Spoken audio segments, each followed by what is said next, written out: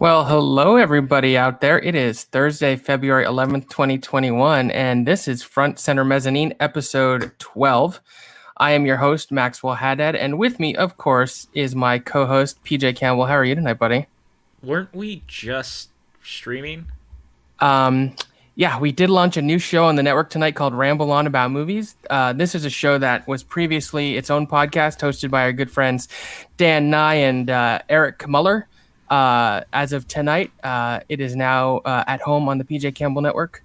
We were guests on it. We will not be on every episode because it's their show, but it was a lot of fun. And if you didn't get to check it out, you should go check it out. Those guys are a blast. If you ever thought that I couldn't manage to get Highlander into any conversation, please watch Ramble On. You do find a way. Look, for those of you who have never been here before, welcome to Front Center Mezzanine. I am a... Yes. We got a Streamlabs already. Okay, let's do that first. And I want to say this real quick because it came from Mike K. Mike K is already in the chat donating money, and he said, so when, not if, Amelia Barr becomes a household name, this episode would be one for the history books. I couldn't agree more. I agree, and that is also like maybe the nicest way that I could think of starting this. All week I have been saying you may not know Amelia's name yet, but you will, and I stand by that. But we'll get to Amelia in a second. So for those who have never watched before, welcome. I am, and I still have a hard time saying this because I have severe imposter syndrome. I am a Tony Award nominated, Drama Desk, Drama League, GLAAD Award winning Broadway and off-Broadway producer. And when COVID started and Broadway shut down, it was as if a piece of my soul had been removed and thrown out into the trash. And I didn't know what to do with myself. And in my talks with all of my friends and my colleagues and peers in the theater community, I very clearly became evident that this was a shared feeling. So I decided, along with PJ, to create this show where we can just sort of celebrate and talk about Broadway and musical theater and all of that good stuff. And the best way to do it is by interviewing people from throughout the world of musical theater. We have had, composers and producers and actors and award winners and Tony Award nominees and all this good stuff. But another thing I wanted to do is make it serve as a platform for people who I think are incredibly talented and whom, with our very small little platform we have here, we can give them a place to talk about themselves, about their career, their aspirations, and help shine a light on them. And that's what we're doing here tonight. But before we introduce our guest and get into all of that, go over a couple of things we have coming up on the network. We do other things here? We are as packed as always. Yes, we do a lot of things. So like we said earlier tonight was Ramble On. The viewership for it was real. Is it showing up? Because I'm not seeing it. Yeah, I just saw it. Yeah. Okay. Or might have been there doing we go. That thing for you. Ramble On. Check it out. I think they're going to be doing a weekly show. This was technically their 76th episode, although their first at home on the PJ Campbell Network.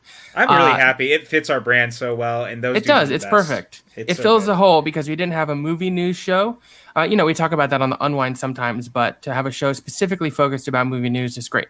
Tomorrow night, we are doing a watch along of Big Fish. This is picked by our executive producer, Ricardo Franco. Tune in and watch if you want to see a 33-year-old man cry on the internet because Big Fish makes me blubber every time I watch it. And I think PJ feels similarly. 31-year-old here that will also cry on stream with you. You're a baby. You're only 31. My goodness. I know. Goddamn. Then Saturday afternoon at 12 Pacific, 3 Eastern, it's the PJCN Water Cooler Chat where we will be talking about episode 6 of WandaVision. This drops tonight. Technically tomorrow morning on Disney+. It's been so much fun watching and talking about the show. So join us for that. And I know PJ will be back this week. He missed it last week, although for what it's worth, I didn't miss him. I thought we did a good job without him. But happy to have you back, buddy. I'll be happy to be back, but I'll be honest, I didn't miss you guys either because I got to travel out to Phoenix and hit the VSQ universe for a little bit. There you go. It was cool. I got to go to a real life movies. It was great. If awesome. You know what movies is, you'll get it. I have had movies. It's good. Then Sunday, of course, is the Unwind, the show about whatever. Who knows what we're going to talk about, although it's Valentine's Day, so I think love will be in the air, and we'll probably talk about romance in cinema. But who's to say? Then on Monday, it's President's Day, and so we said we were supposed to watch The American President last month. That didn't happen. So the geniuses that we are, we said, why not reschedule The American President for President's Day? Great film written by Aaron Sorkin, directed by Rob Reiner. It's available on Netflix. So join us for that. And then next Wednesday, Suddenly Soundtracks is being taken over by host Tim Franco. And we're going to talk about our favorite pop punk songs. This is going to be a blast. I'm on it. David B., James White, Sean Sullivan, Tim, and Dan Nye. So that's going to be a lot of fun talking about pop punk songs. Couple other notes. We have made a slight adjustment to the schedule. I was saying that episode 2 of Book Nook will be February 23rd, but it is a short month. So we have decided the next episode of Book Nook will be Tuesday, March 2nd, which likely means there'll be 2 episodes in March. This month's book is Children of Blood and Bone by Tomi Adeyemi. This is, of course, our book club style show hosted by Dwayne Burke and myself. Get yourself a copy of the book. I liked last month's book, The Runes of Gorlin. I love Children of Blood and Bone. I think it's an incredible fantasy epic. And I cannot recommend enough that you get a copy and read it, even if you don't join us for the show, just to read that book. Chris Clark is going to be streaming on his Twitch on February 20th and 27th with a whole array of characters. Any donations brought in during those shows will be donated to the American Heart Association in honor of Chris's father. Finally, we do have a Patreon. Check it out. See if there's a tier that's right for you. Everything from $2 to $50 gets you all sorts of fun stuff like voting on upcoming content. You get access to our private Discord. $10 and up gets a monthly audio commentary track. Gold gets to choose a Sunday soundtrack. And our executive producers, which is our field right now, gets to choose a monthly watch along. And I have to shout out all our incredible producers. We could not do this without you. Our executive producers, Brandy Parker, Brandon Buckingham, and Ricardo Franco.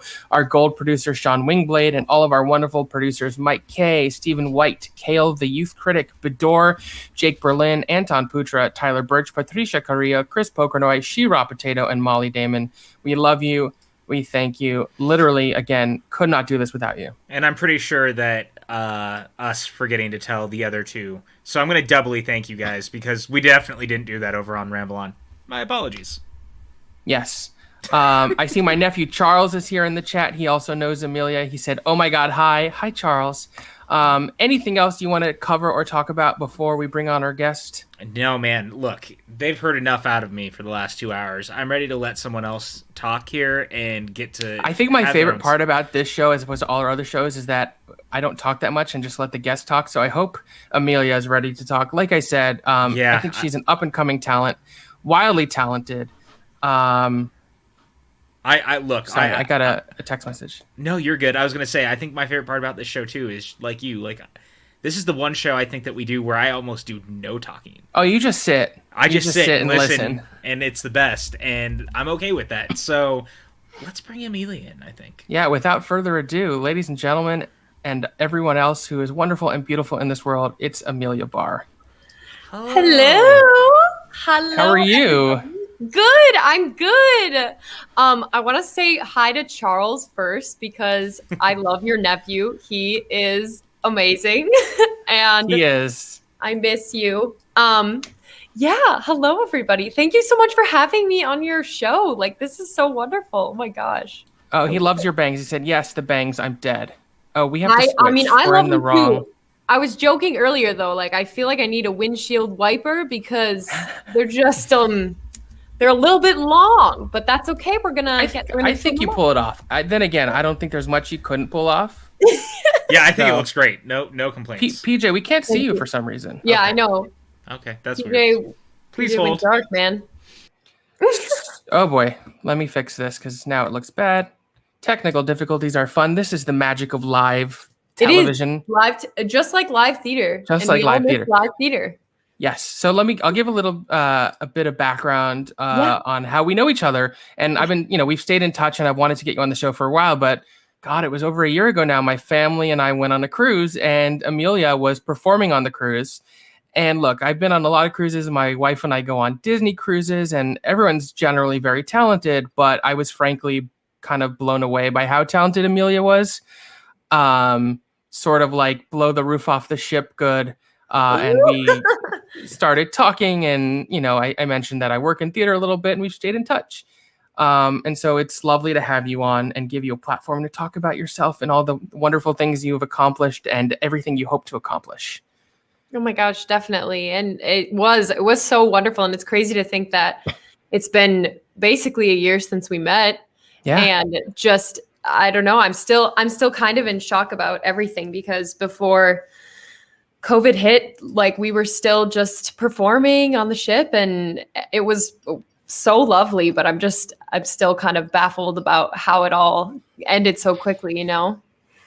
Yeah, so normally I like to start at like one's childhood and like go chronologically, but I'm really curious. So let's sort of go out of order a little bit, because as you mentioned, you were working on a cruise ship performing basically right up until COVID hit. So I was curious if you could tell us a little bit about what that was like, how they navigated that, how they kept you informed, what happened when everything shut down. Did you stay on the ship for a while? What that was all like? Was there some quarantining with guests on board, et cetera? Whatever you're comfortable or able to share. I don't know if you're still under contract or NDA or something, but I find it so fascinating. No, yeah. I mean, I still am like kind of thinking back to all of it, because I think my biggest comment would be that it just all happened so fast, because as you kind of know, Maxwell, as somebody who's like been cruising before, you don't really get the best internet service. Like, no. Right. Like, I mean, even if you're a guest on board, but as a performer, like, we have great Wi-Fi services. However, you know, unless you have like a global plan, you're not really getting information. And so I think the biggest thing about COVID was that none of our cast really knew the full extent of what was happening. And so when it all happened, it felt so abrupt, because we really didn't, like, I was sitting here looking at Snapchats of like my friends in a grocery store, like having to stock up and whatnot. And I was like, what's happening? Like, what is going on? Like, I knew about it obviously, but just didn't know the full extent of what was happening at that point.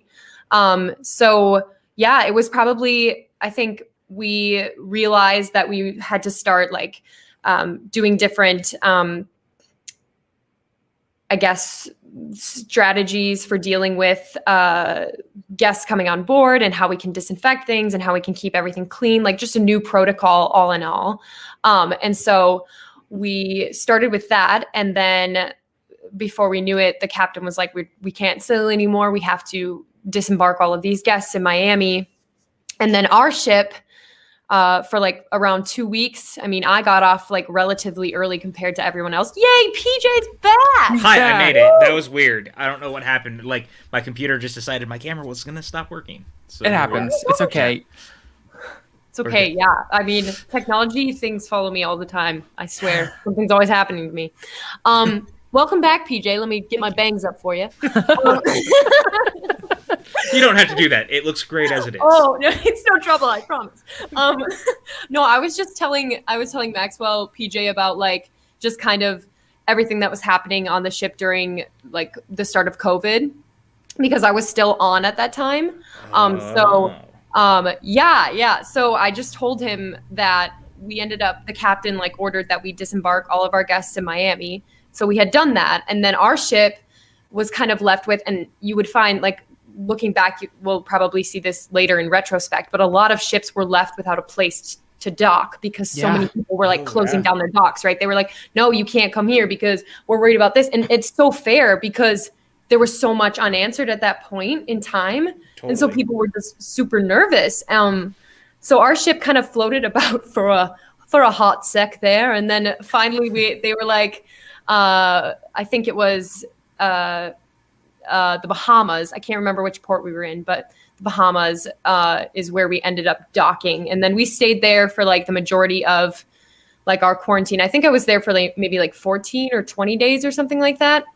And it was just crew. No guests were on at that point. And we were all clean and healthy. So we didn't have anybody who was coming up with symptoms or anything. So we ended up being pretty blessed for that reason as well, because, you know, so many ships like had a lot of people who were, Was it kind of like a party on the ship when it was just the crew?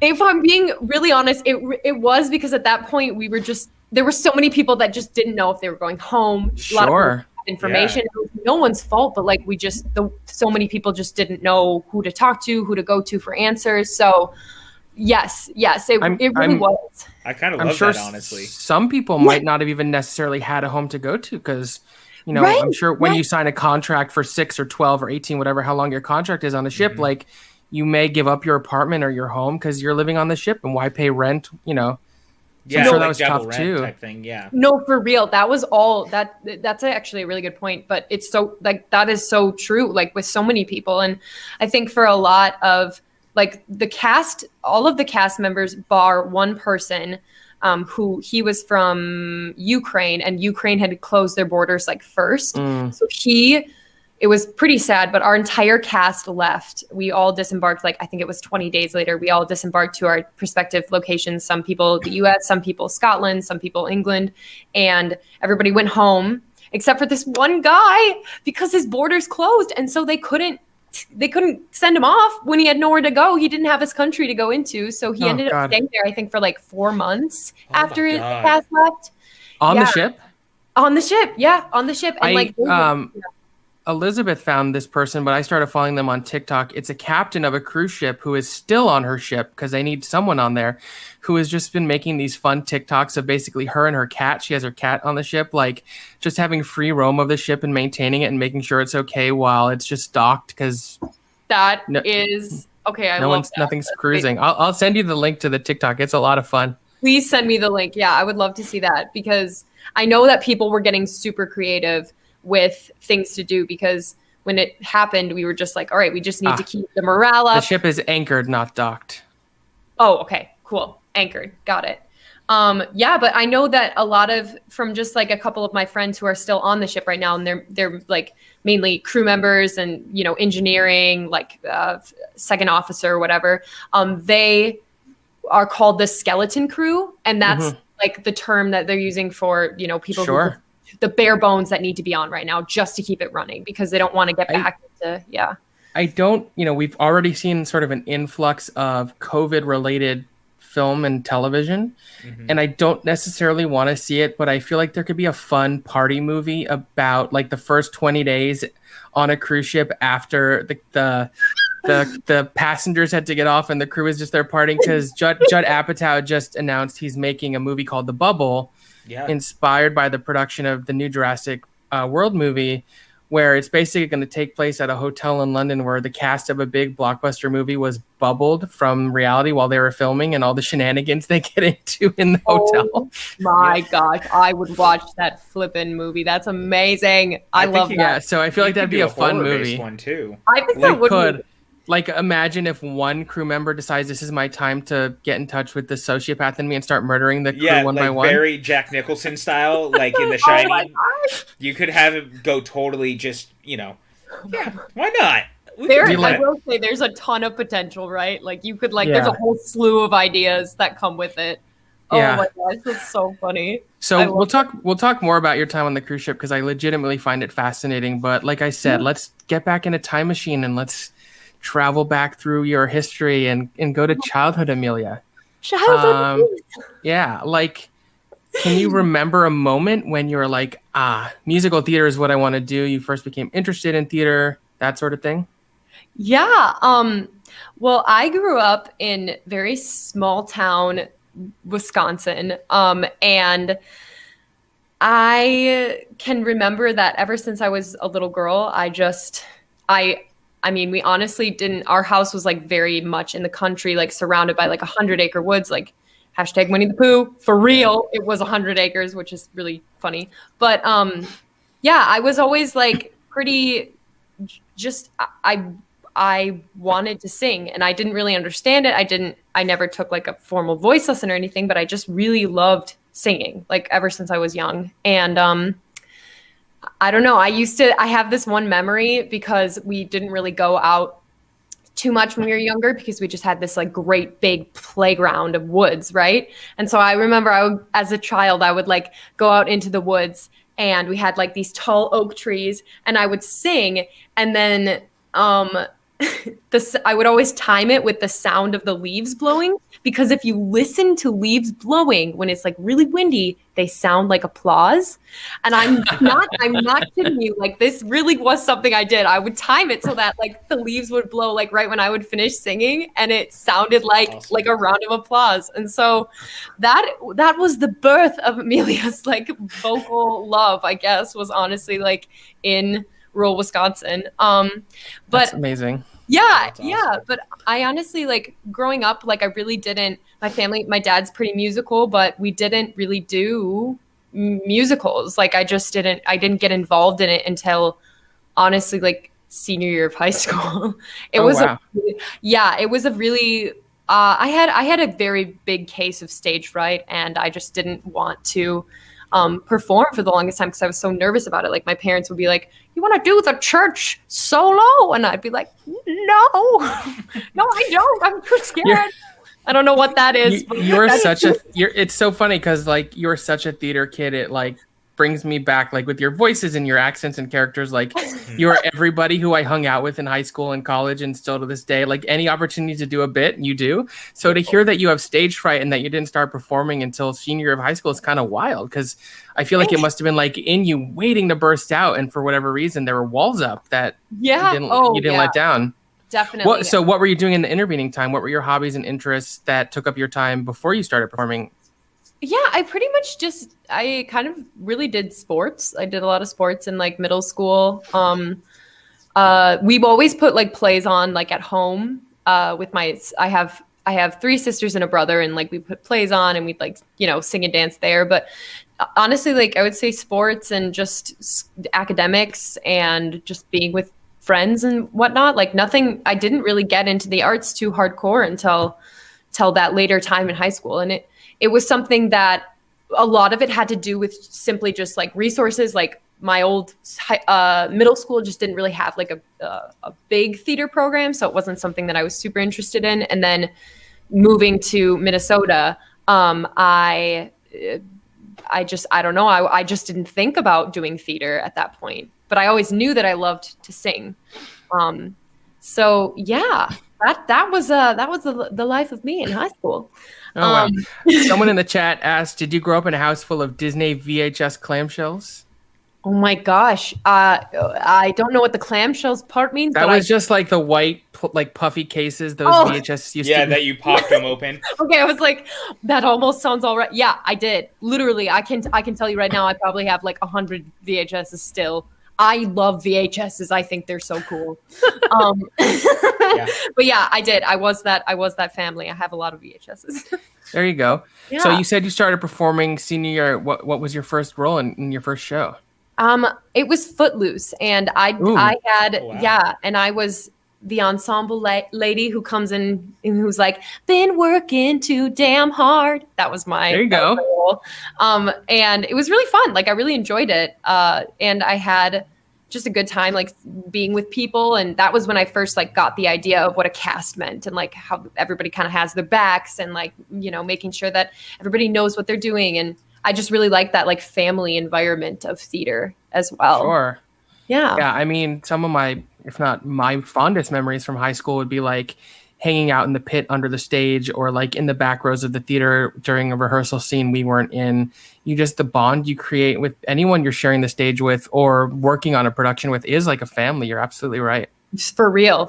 And I've been on teams before, but not in the way that theater kind of brought to me. Like it just showed me this new world of that family vibe. And so I just really started to love it. And for whatever reason, I was like, this just feels really right. And I'm going to major in this for my career. I was like, yeah, that was my next question. So at a certain point, you must have decided you love this and that's what you want to major in because you got in and went to University of Minnesota Duluth for musical theater. Yes. Yes. Yep. Mm-hmm. Yeah. I went to Duluth for 4 years, and that's just honestly, I will be real. I started because I knew that I loved it, but I was still like, okay, you know what? We don't know for sure because I haven't been doing this for super long time. So I'm just going to see how it feels for this first few months. And if it doesn't feel right, I will, leave the program and figure out something else. And thankfully, it really just clicked and everything about it felt right. And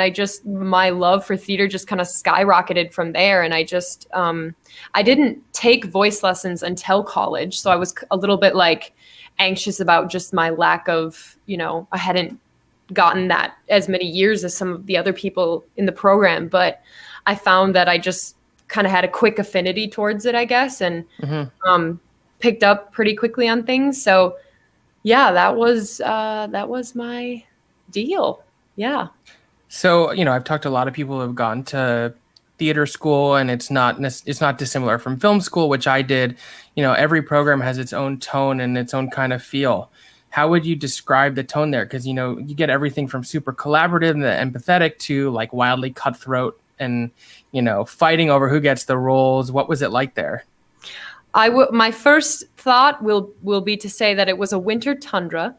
Duluth is, you guys. Minnesota is cold, eh? Minnesota is the coldest place, they tell you. No, it's seriously, it was so cold, you guys. Like they had tunnels under the school so that you didn't have to walk outside. Yeah, my niece who you met is in college up in Hamilton, New York, where it's freezing, and they have tunnels there too to walk between the buildings. Oh, she feels that then. It is something else. So that would be my first. My second thing would be UMD is, for me, it started off to be a little intimidating just because I'd never experienced that environment of like, there's auditions, there's a callback list, everybody like, ooh, I want that role. Like I just had never experienced that kind of like mentality with theater because it's just, I didn't have that in high school.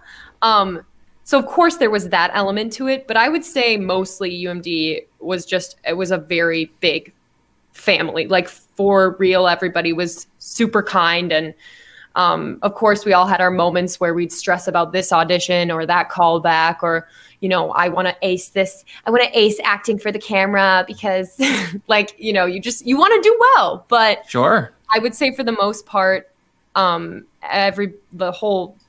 entire program was just really awesome. And they made me feel really comfortable about what I was pursuing. And,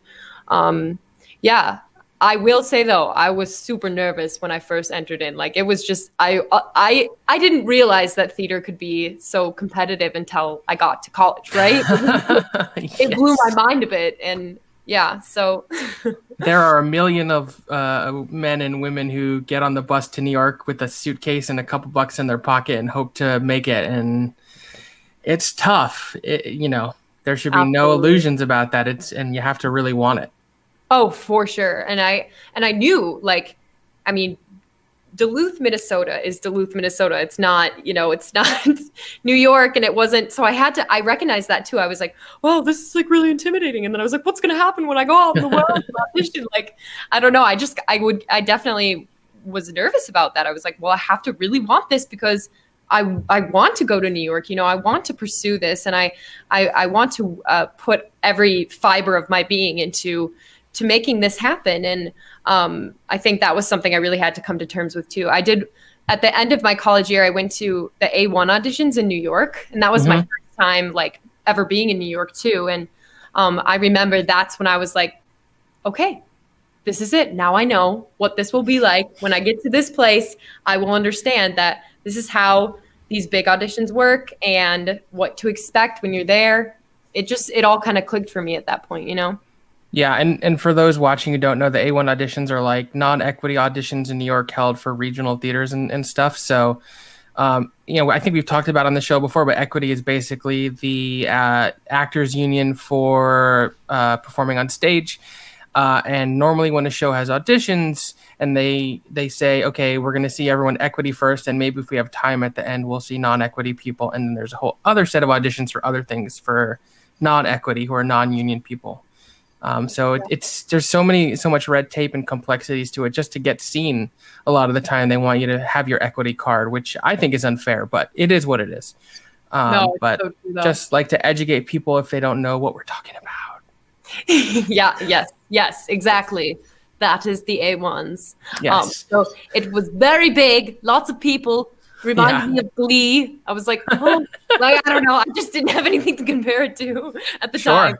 Like every movie I ever thought of was that, but it was still such a good experience. And I don't know, So, and then I auditioned for cruise ships let's talk about some of the roles you did in college. Cause I was looking at a list and you got to play some really incredible roles. And for someone who, said when you first got there, you were like, let me give it a few months. I've never really auditioned. You got pretty much from what I saw, like the lead role in almost everything. You played Wendla in Spring Awakening, you played Ariel in The Little Mermaid, you played Charlotte in Charlotte's Web, Cinderella in Into the Woods. These are not small roles. These are like ingenue lead roles. Yeah. Oh, yeah, definitely.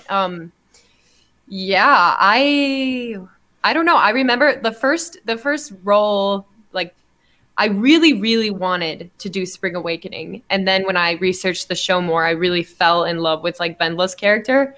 And yeah, and I remember just kind of like researching and just being like, you know what? I know you haven't done like a lead role before, but I think this could be really good for you. And so I just put a lot of my energy towards it. And when I auditioned, like I was pretty young, like I was a sophomore in the program. So it was not, I would say like maybe the way normally it would have been like hopefully seniors or something like that. And so I was a little bit nervous about taking on that role just because I didn't know if I was skilled enough at that point. Sure. But it ended up being really good. And I loved that role. Like it was definitely like the first role that I had done where I realized my capabilities for a stretch of a show, you know, not just one night performance, but okay, let's do these weekends. Let's do this tech. Let's, you know, how can we get the intricacies of this scene work down? And yeah, so that was really awesome. And for the other roles as well, like I kind of always went in knowing what I wanted to hopefully get, but also just trying to still keep that like, okay, you know, if I'm not like the right one for this role, that's all right. But of course, you know, that's always a really hard thing to kind of a hard pill to swallow, if you will. Like it just isn't an easy thing as an actor when you've worked so hard to work on that role or get that role. But yeah, I don't know. I loved all of the roles in college. Like they were all really, really fun. I really liked Ariel.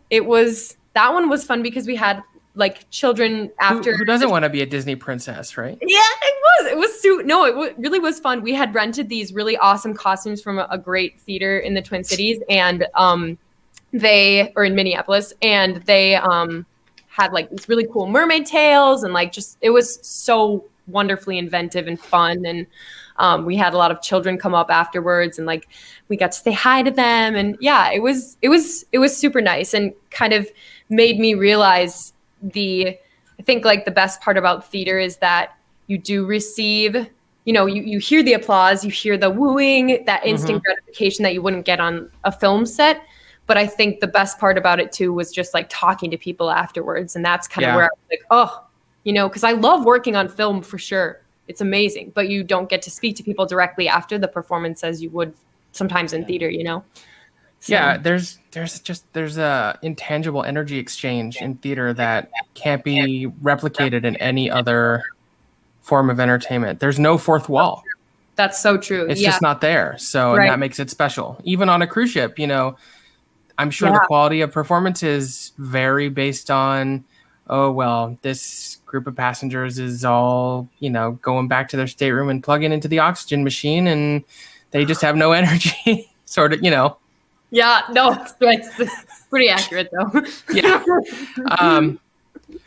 So let's talk about Wendla a little more because, you know, it's no secret that Spring Awakening had a huge impact on my life. Like I literally would not have met Elizabeth if not for Spring Awakening.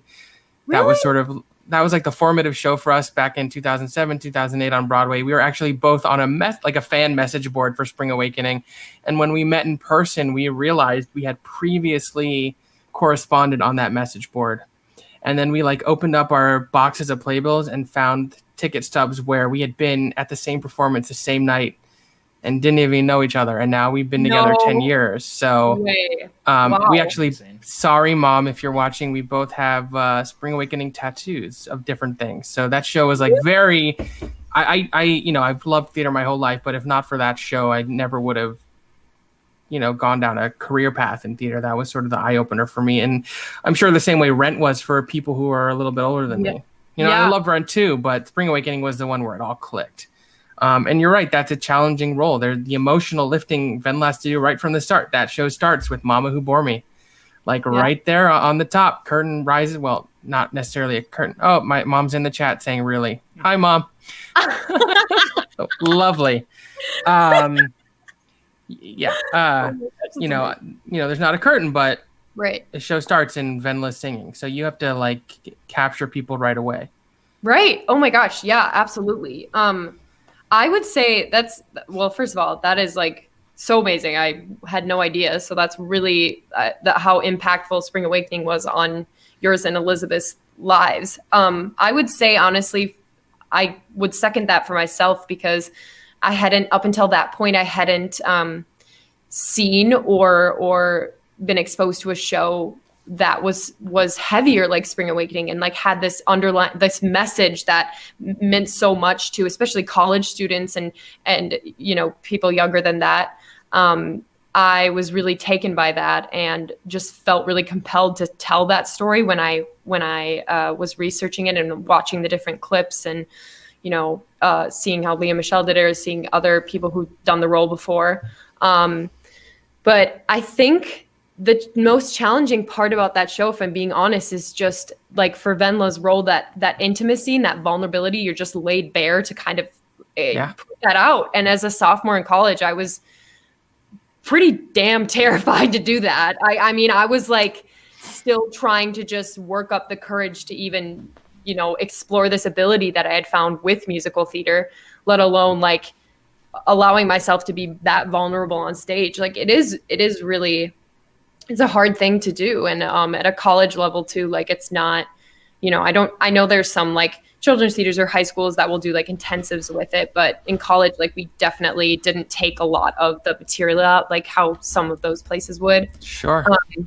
Yeah. So very, very scary, but like, so I would not have grown the way I had as an actor. Cause that show to me is like, I mean, it's so acting heavy. You can't get by. You can't get by if you don't understand like the point of the scene. You can't get by if you don't, know her naivete and like you don't harness that and like use that throughout your scene work throughout the whole show so that you can see her arc as a character. Like it was very intimidating, but I'm with you. I literally love Spring Awakening and the music is just insane. Oh, it's gorgeous. Good. Yeah. It's so interesting because by design is a show, like you said, that has so much dramatic heavy lifting and so much vulnerability. And it's a show that has to be performed by younger actors. Right. And not to diminish, say, musical comedy, because it's not easy. And to do something like Anything Goes or 42nd Street or Guys and Dolls takes an incredible amount of skill. But I think there's a different skill set in going and smiling and cracking jokes and tap dancing than really boring deep into a character who's experiencing the trauma and pain that Venla or Moritz or Melchior or any of them do. Yeah, we had we were lucky enough to have Gerard Canonico on our show a couple months ago, who was in the original cast, and then took over as Moritz. And so to hear his perspective when he was, I mean, when that cast did Spring Awakening, they were college age. They were the same age as you would have been when you did it. And then everything, that's difficult enough in itself. And then dealing with the fandom and getting all the accolades and awards. It's a tough show. And it does have fun moments. Like you get to release everything with Totally Fucked or Bitch of Living. I love that number. But, there's other stuff and it's dealing with topics that musicals don't often deal with. You're right. I think, absolutely. I think recently in the last 20 or 30 years, we've started to see a lot more dramatic musicals instead of musical comedy. Right. Sure. Next to Normal, Dear Evan Hansen, The Great Comet. It's always happened. There's been a lot lately. I agree. Yeah. And so it's interesting to have to sing and do choreography and also, portray these very challenging characters. So I can imagine. That's so true. And I think especially like, I totally echo what you say. Like, it's not necessarily that a musical comedy is like so achievable. It's not that it's like super easy, right? Like it's comedic timing is like insanely hard. Yes. So hard. You lose the joke so fast, but I would agree with that. Like there's, especially if you're somebody who normally hones into the comedy and as a human, like that's a lot of who I am as a person, because I get really awkward really quickly. Like I don't know, like I like to lean towards comedy because I just get bad with like attention, and it's a defense mechanism. Yeah, exactly. It is totally a defense mechanism. And like Spring Awakening was like, hi, no, we're just gonna like, we're laying you bare like for the whole world to see, right? You're gonna pour your soul out. And so I think there's so much, like, I commend so many of those musicals and the fact that like we're leading towards that way, you know, with these wonderful Broadway shows. Like I love them because those messages are so important. And I love it. And then doing something like Little Mermaid is totally different. You know, obviously Ariel is an incredibly challenging role. You're on stage almost the whole time, but it's a lot funnier and frothier than doing Spring Awakening. I was curious because it's sort of notorious that in the original Broadway production, to simulate the swimming, the cast was in Heelys. Do you remember Heelys? Yes. Yeah, I remember. Yes. And I know exactly what you're talking about. Yeah. Did they do that at your production, or what choices did they make for staging otherwise? They did not. They didn't.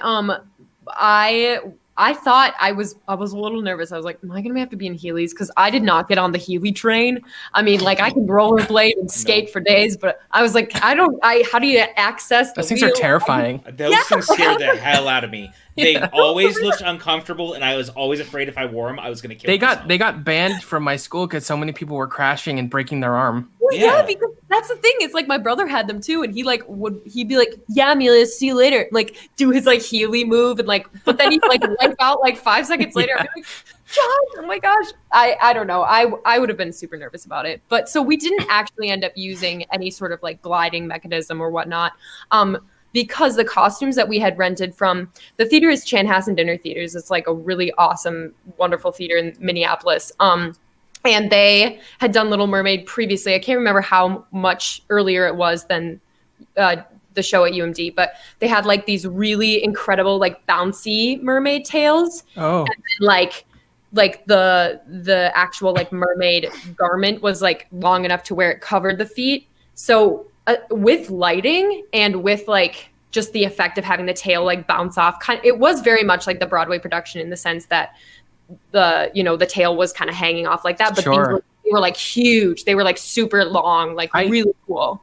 For what it's worth, I thought the Heelys were a huge mistake on Broadway anyways. They looked stupid and silly, and they didn't have the aesthetic impact I think they had hoped, which is why they've actually, like, the Disney company has since restaged the show, and they did it at Paper Mill Playhouse, and now it goes out on tour or other things. It's the newer staging of it, which is good because the material is great. Like I'm obsessed with the song "She's in Love."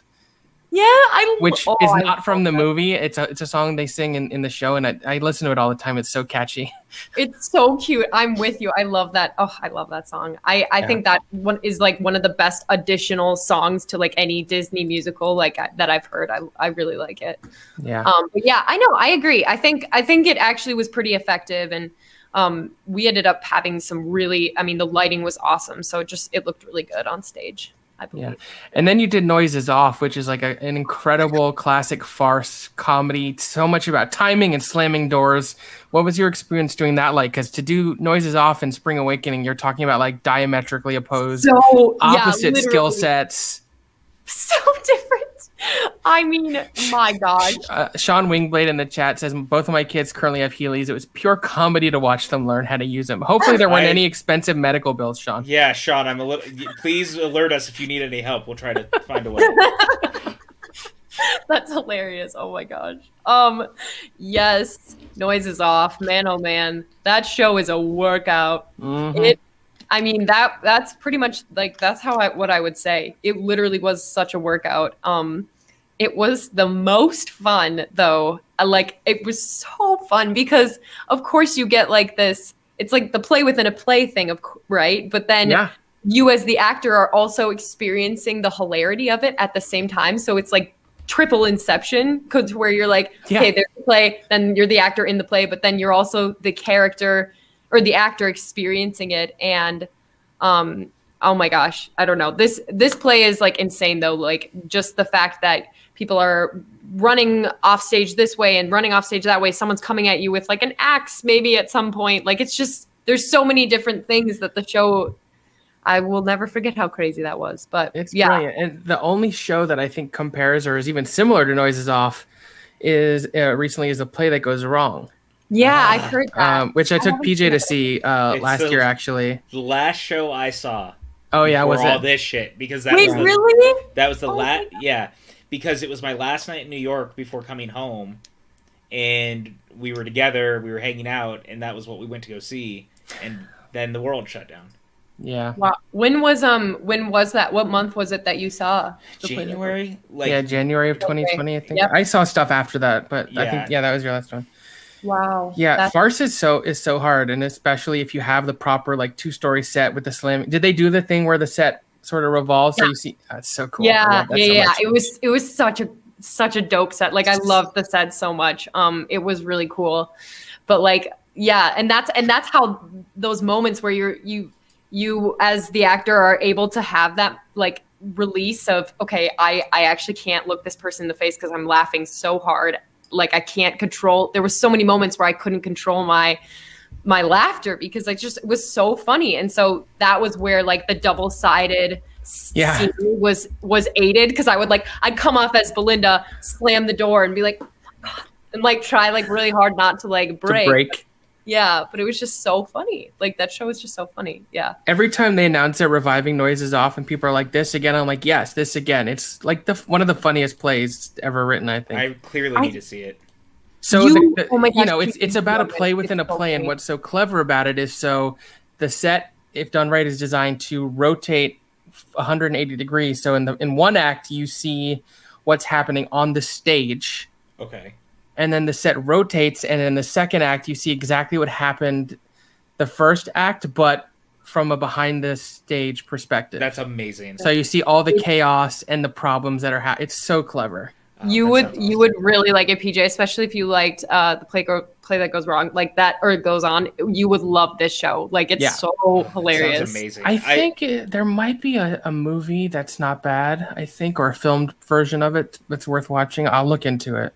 Yeah, it is. It's so and then you got to flex your Sondheim muscles in Into the Woods, which exactly. Sondheim, I don't think anyone would fight, is the arguably the greatest musical theater composer ever. Yes, I would. And very difficult to sing. And Cinderella is a fantastic role. What was that like? Oh yeah, was that your senior year? Yeah, that was my senior year, and that was like, man, that was the beast. That was the beast in them all for sure. I'd never done Sondheim before that, and I definitely had some difficulties with it. Like it's so, I mean, the music is written as an actor, like he writes from an actor's perspective, so everything makes so much sense. But yet there's still those moments where you're like, did it come in and count 3 or 2, or like when am I, like it's just, it can get so confusing, and it's honestly one of the most challenging pieces of musical theater I've ever done, because I mean, as a lot of people know, Sondheim is really hard to sing. But Cinderella, Cinderella was really fun though. I liked Cinderella. The last show I saw before the shutdown and was the first preview of the new revival of Company, which sadly only got to do like 12 performances before it shut down. And sitting like right adjacent to me on the aisle was Stephen Sondheim taking his notes. It's like I had a hard time not just looking over at him, seeing how he's reacting to the production, because he's not a young man, and the fact that he's still there, fully engaged in the process, taking notes during previews, it's just so wonderful to see, because you hear other stories about composers whose shows are being revived who are not as involved. Right. He cares so much, and that That is so cool that you saw him. Wow. And also just like you said, the fact that he's there, just like still writing, like that is like true artistry, I feel. Because that your masterpieces can never really be done. There's always going to be a different interpretation if there's an actor who comes in and does something that you didn't even think about. So maybe he the brilliant thing about this revival of Company is that it's gender reversed. Oh, so Bobby was a woman, and then all of the girlfriends or boyfriends. Okay. And it was so clever, and Patti LuPone is in there playing, doing it was fantastic. I hope once Broadway reopens, it will get to reopen and actually play its run, because it's a shame if it doesn't. I would hope so too. Oh my gosh, that's really cool. I didn't know. So you graduate college and then you immediately go to New York? Yeah, I had gone, yes, yeah, basically. And then from there, I kind of was like encouraged to, I can't remember exactly how I landed the idea of auditioning for the cruise ship, because I hadn't really been, it hadn't been in my sights at all. But then I saw that there was an audition call and somebody was like, yeah, I think I'm going to go. And I was like, okay, sure. And so I went to the audition, and that was when the Norwegian Cruise Lines was there. They had a representative there, and then like another agency that was there. And so it was an audition for them, and that was in Minneapolis, actually. So I went there to do that audition. And yeah, I don't know. It ended up going really well. It was very fun. As a lot of auditions, you know, you go and then you're like, I'm not really sure how that went. We're just going to kind of leave it up to see what happens. And then like a few months later, I'd been reached out to, like offered with a contract. But the worst part about it was that it was my eldest sister, who actually shares the same birthday as me, funny enough, but we're 8 years apart. She was getting married, and her wedding was and the first of my family. We have 5 kids. And so like, it was a big deal, like the first wedding. And so basically her wedding was abroad, like in Ireland. And so just, again, like one of those things that it's not like I can just fly from rehearsal to Ireland. Sure. So I ended up having to like say I couldn't do that contract because they weren't able to like work around it, because it would have been like a week of rehearsals that I missed. So then I was like, well, you know, maybe that ship has sailed, literally. Like, unintended. Unintended. That ship has sailed. I am not going to be on it. That's fine. So I was just like, you know, that's okay. I'll just go to New York. I'll audition and we'll see what happens. And then, funnily enough, I got another offer. Like maybe like it was actually it was the day of her wedding. I got an email with another offer, which was super funny. So I took that, and then since then, like I graduated in 2018, and then I've done 2 contracts. And so up until 2020, April of 2020, I was on a ship, and it was going to be, go ahead. Oh yeah. Sorry. It was going to be the last time. Like my plan was that when I ended the contract that you saw me on Maxwell, I was planning on being done with ships after that. And then going to New York from there. But it was such an abrupt ending that I feel like sure. I'm like, oh, I don't know. So Fun Home and Rock of Ages was sort of in between college and the cruise ships? Yeah, Fun Home was amazing. Fun Home was actually last Fun summer. Home was an incredible musical, by the way. I love Fun Home. Oh, so it was in between contracts? Yeah, it was. Okay. It was such great timing, because I only have, when I came home from the ship last summer, I only had like 3 months off.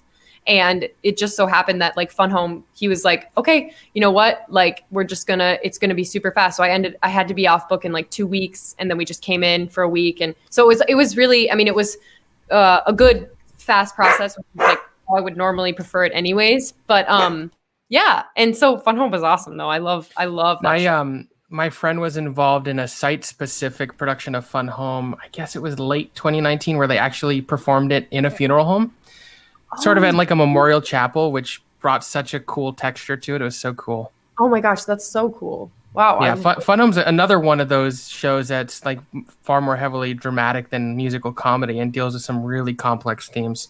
Absolutely. Did you read the graphic novel as part of your preparation for doing it?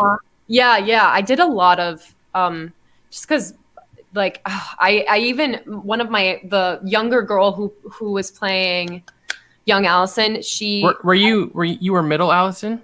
No, I was actually older Allison. Oh, okay. Yeah. Interesting. So it was like definitely a bit of a stretch too for me, because I was just like, the role is meant to be like 40.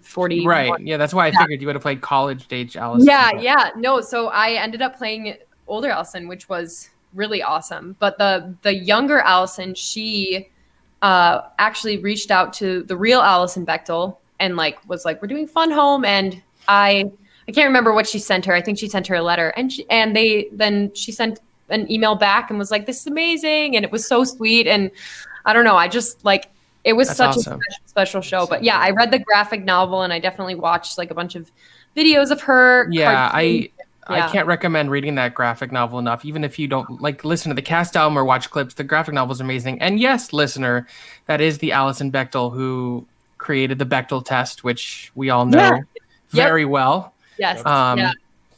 So that's fascinating. Wow. So let's talk about your time on the cruise ships. I don't know, you said, so you're probably done, right? So your contract would have gone a little longer, but now that COVID shut it down, that chapter of your journey is behind you. Yes. So is it fair to say then that you're willing to spill some tea?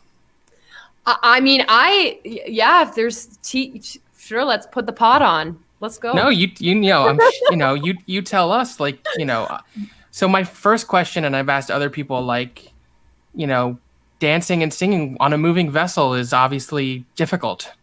Oh my gosh. So in rehearsal, first of all, where do they do the rehearsals? Was it in Florida? Was it elsewhere? And how do they train you to compensate? Like, you don't know, the ship's going to hit a wave and all of a sudden you're trying to dance or sing a high note, and you sort of have to not be phased by the movement. Oh my gosh. Well, so the first part of that, so we do our rehearsals in Tampa, Florida. Okay. And they have it's a massive studio. So it's Norwegian Creative Studios, and it's super huge. And they have all the ships that are in the Norwegian Cruise Line brand come there to rehearse. So they could be like big full-blown musicals like Six and other stuff. And then which is mind-blowing to me that is happening on a cruise ship at the same time it's on Broadway. Oh, I know. And by the way, not to interrupt you too much, but I saw Six on Broadway before the shutdown because it just started, and I messaged you specifically and said, my God, you have to end up in Six one day because there's at least 3 roles in that you'd fucking slay. I know. I remember you saying that to me. I was like, yes. I love Six. I would love that. Oh my God. That would be amazing. Yeah. That show is incredible. Listen to the album. It's so good. It's literally so good. So everybody comes to Tampa and we do our rehearsals there. They're not super long. It's usually like a month ish, and they have like a whole apartment complex that they rent out for the actors that when they're there before they leave for the ship. And to answer the second part of that, to be honest, there was nothing that prepped me for the waves and the rockiness of a ship. In my head, I'm thinking, I wish we had like a simulator in Tampa, in a studio that was like, oh, every once in a while, this is going to move so you can see what it's like on the ship. But no, my first experience of what it was like to perform on a rocky ship was the day that it was rocky on the ship that we performed. That was the first time. Did they at least give you a couple days before you're performing in front of passengers on the ship? Yeah, because we had to, so much same function as a regular process. Once we got to the stage, then it was just tech and costuming, lighting and stuff. So we had time for sure. However, most of the time it's docked. So you're not even moving. They might be, doing some work or disembarking guests, having them come back on. So we might not even have been moving at that point. My first contract, we didn't move for a while. So I hadn't experienced anything. And then, for me, my first time being on a ship was actually when I performed on it. So I was just completely blind. I just really was not expecting what it felt like to even be in a big vessel like that. And even when it's not rocky, just to feel that little, teetering back and forth on the waves. So it was definitely weird, but I remember my first rocky show. It was so bad. Keon in the chat says, agree to agree, you'd kill it in Six. Thank you. Are there any times where either yourself or other people, or more specifically, those performers who are more dance heavy, fell over because of the ship movement? Yeah. Yes. I don't mean to laugh, but there's something inherently funny about trying to do a pirouette and, you hit a wave and you just can't land it. I mean, one of my favorite things is so you do a leap, right? And then the ship comes up to meet you though. So you land. Yep. It's I've had so many of the dancers in my cast being it's just you have to get used to it. Your knees have to get used to the kind of playing really fast when you're landing, because otherwise you're going to hurt yourself. But no, I know of different cast members who for sure fell over because of a rocky ship. I think the hardest part is standing still sometimes because you're squeezing, especially as a singer, like you're squeezing your core so freaking much, right? You're like, I can't move. I need to be steady. I need to be still in this moment. But the ship is going like this. And you just end up looking it's so hard. You can't, you have to be tension filled or else you're going to fall over. So it's Sure. it's definitely a weird balance. It took me a long time to get used to it. And not even that, like I was also super seasick for the longest time too. And I had to take those seasick tablets and yeah. Wow. It was definitely like a learning curve for sure. I can't. Wow. So you keep saying Norwegian, which is true, but you were on the Regent Seven Seas, which is kind of like a fancier or more luxurious line owned by Norwegian. So I guess my question is, when the Norwegian entertainment company decides who to put on what ship, is it literally like, okay, we're putting the more talented people on the nicer ships? I don't really know, to be honest. I really don't know much about, like, even though I've done 2 contracts with the company. They were both on the same ship? Not on the same, within the same like Regent brand. Okay. Sure. But not like, different vessels. Different vessels. But I still would say I'm somewhat young compared to like some of the other young in terms of like how many, because I've only done 2, but there are so many people who have done like 13, 10, like 6, 7 contracts. And so I still am like not sure of the entire inner workings of how that all goes down. But I mean, it was definitely an honor being on a luxury ship. Like, it was, I mean, the amount of people that you meet that are just so impressive, and you just get like really great perks as well just from being in such a nice vessel, Sure. Yeah. That's sort of like my next question. Like, so on most cruise ships, but it seemed like especially on yours, there was far more to the role than just performing. Like, you had to engage with a lot of the passengers. Sometimes you would eat meals with them. You had to pretty much always be on, right? You could never be off. Like, anytime you're in public, you always had to put on this persona of yay. Pretty much, yeah. So I guess, are there any like horror stories or awkward incidents you want to talk about or share that? Oh, that look tells so much. Oh my gosh. This is a safe space. You're free to say however much or little as you want. Oh my gosh. There's just, I mean, there's honestly like too many. Like I'm just, as you can probably sense virtually, I'm pretty more laid back. So being on a ship where you're next to like billionaires and people who are just incredibly with a nonstop open bar, by the way, all alcohol was included. All inclusive. Oh my God. You know what I'm saying? Yes, it was all inclusive, and which we also were able to get unlimited as well, which is very nice. Nice perk. Very nice. Yes, very nice perk.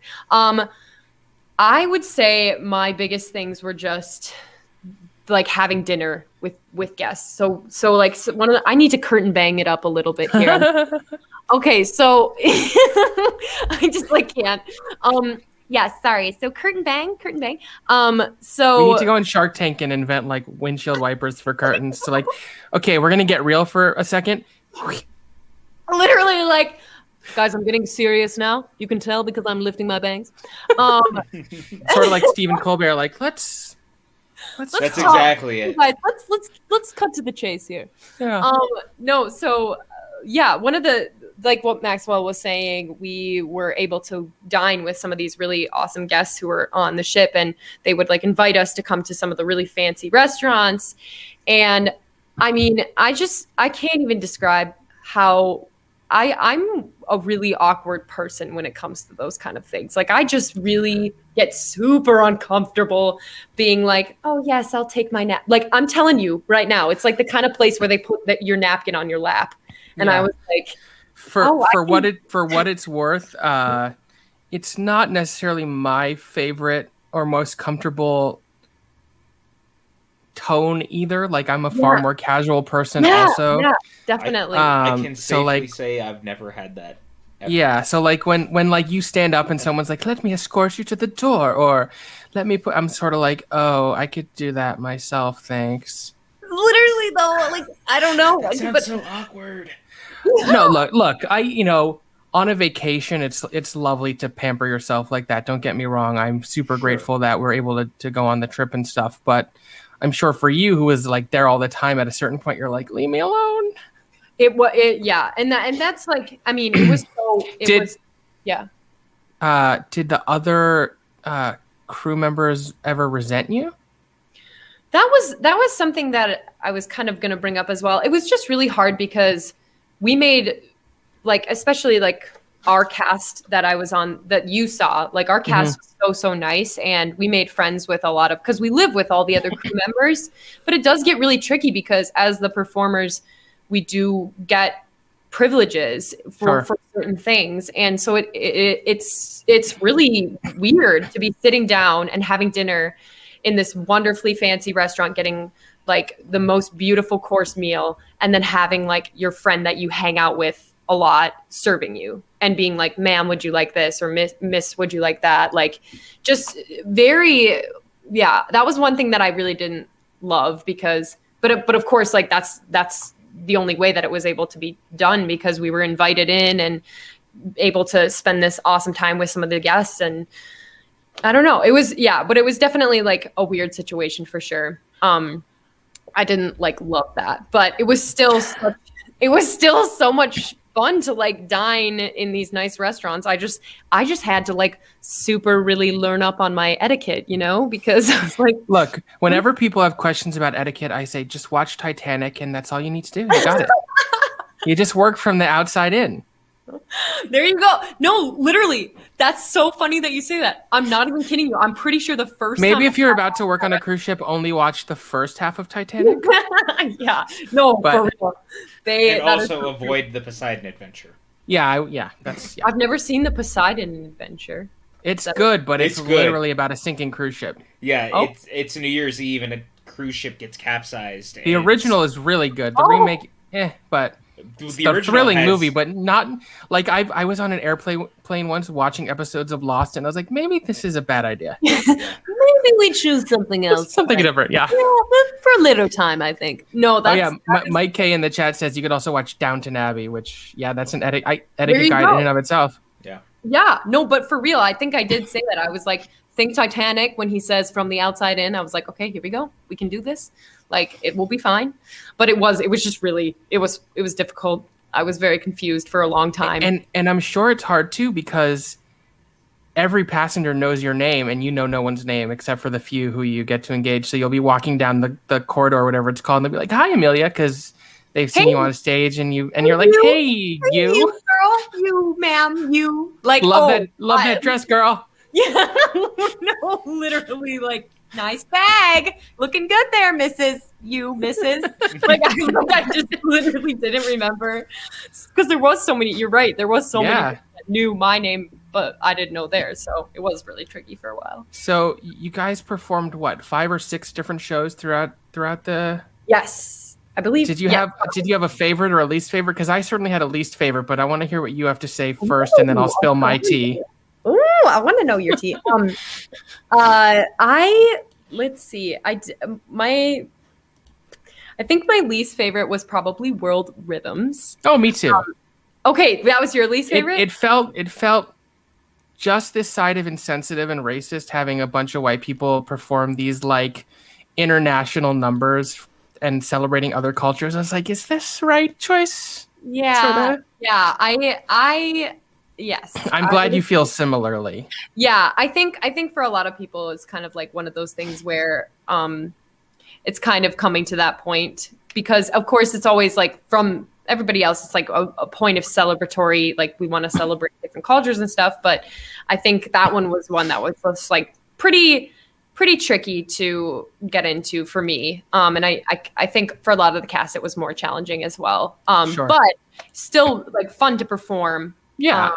And of course, people would be like, oh, that was really cool. I know that song like really well. And it was like I think Mandarin was one of the songs that I sang in, and that was really sweet. But I would say that one is probably my least favorite. And then my favorite was probably Devos and Divas. Okay. That one is like just a tribute show. So like Barbara Streisand, like Neil Diamond. I am remiss because I can't remember some of the songs you sang because I was pretty tipsy the whole trip, if I'm being honest, because it was included. There was one song you sang that was like a 5 o'clock number that I was sort of like, oh shit, this girl is legit. In that I think it was that one. Yeah, I wonder. Well, I did Natural Woman. I did Maybe, yeah. Don't Rain on My Parade. I did like a Shania Twain. I did Man, I Feel Like a Woman. I don't know. I'm trying to think of if I can't think of Shania Twain without thinking of I Heart Huckabees, PJ. Dude, oh my God. Right? Have you seen that movie, Amelia? No, I haven't. I haven't seen that movie. Is it good? It's funny, but there's a running joke about Shania Twain and how much mayonnaise she wants in her chicken salad. Yeah, it goes throughout the entire movie. And then there was a Broadway one, right? Yeah, Broadway in concert. So I was mad that it wasn't you singing the song from Wicked. Just putting it out there. No, I actually sang that. I sang that one on my my first contract. I sang Defying Gravity on my first contract, and that is for sure. Like Elphaba is definitely my dream role. I mean, if I had any say, like when Broadway reopened, you'd be Elphaba because you were like tailor made for that part. You have the look, you have the vocal talent. You're perfect, just amazing. Like let's get you in the movie. Let's get Broadway. Let's get you right in the Wicked movie. They want unknown, so people won't put like you could be the next Rachel Zegler. Let's do it. Oh my gosh. Let's manifest that tonight. I am manifesting it. All right, everyone watching, manifest this. Everyone, manifest this. Let's start a Twitter campaign. Hashtag Amelia Barr for Elphaba. FOR, not the number. Let's manifest that. I'll say that right now. But yeah, no, I mean, I liked that the Broadway and concert show. It was super fun. I sang Maybe This Time on my first contract. I sang Defying Gravity. I mean, Sally Bowles is a pretty amazing role too. Don't get me wrong. Yeah. Cabaret is one of my all-time favorite musicals. We did a show on here all about Cabaret, so nothing wrong with that. Oh yeah, no, it's great. I would say like I don't know. I love the song Maybe This Time, but it's probably not my favorite to sing. It's more my favorite to act, I would say. And the Cabaret just isn't like the most favorite place to like act. The thing about the Sally Bowles character is she's not necessarily supposed to be the best, most like skilled singer. It's an acting role more than a singing role. Exactly. And that's why that was like a hard one to have in Broadway and concert, I think. Just whereas Elphaba, like if you can't blow, then you're not right for this. And you can blow. Let me tell you. Yeah, no, that's so true though. So then on top of all of this, like you're doing these 6 different shows, you're like being like going to dinner with the guests, then you also have to like host karaoke and like New Year's Eve parties. Like your job was nonstop. Yeah, it was very much like it was definitely go, go, go. Like I would say, I mean, we for sure got way more downtime than so many of the crew members. Like the crew members are working so hard, like 12-hour days. But I would say, yeah, there's just like, I think you kind of pinned it before, Maxwell. It's like, but you're always on. You really can't turn off because you're constantly like around the ship, greeting people, saying hi, like, how's it going? Did you like the show last night? Like, oh, sweet, you're from here? Oh, cool. Let's exchange information, that kind of thing, you know? So definitely was like, it's a wonderful, wonderful gig, but there was lots of tiring moments for sure. And we really didn't, I mean, we're only ever, I didn't sleep on land like that entire stretch of time that I was on the ship because, you know, you dock in Miami for a day, people get off the ship, you go shopping. People are on that evening. Exactly. You go shopping, you get your stuff, you bring everything back to the ship, and then new people are on, and then you sail. And then you just, it's literally, that's the same way for every day. Unless there's like an overnight where you stay in a port for 2 days, like you're always feeling, you know? So yeah, it must be such a wild life to live on a cruise ship because it is. I definitely miss it. Like it really was. Did you get to, as a performer, did you get to explore? Like I would see other crew members getting off. Did you get to explore some of the ports or have some downtime a little bit? Oh my gosh. Yeah. We almost pretty much every port we were able to get off on, which was so wonderful. Yeah, there was so many fun places. Like my last contract, we were in Israel and we got to like the Dead Sea and like all just like wonderful. Did you float in the Dead Sea?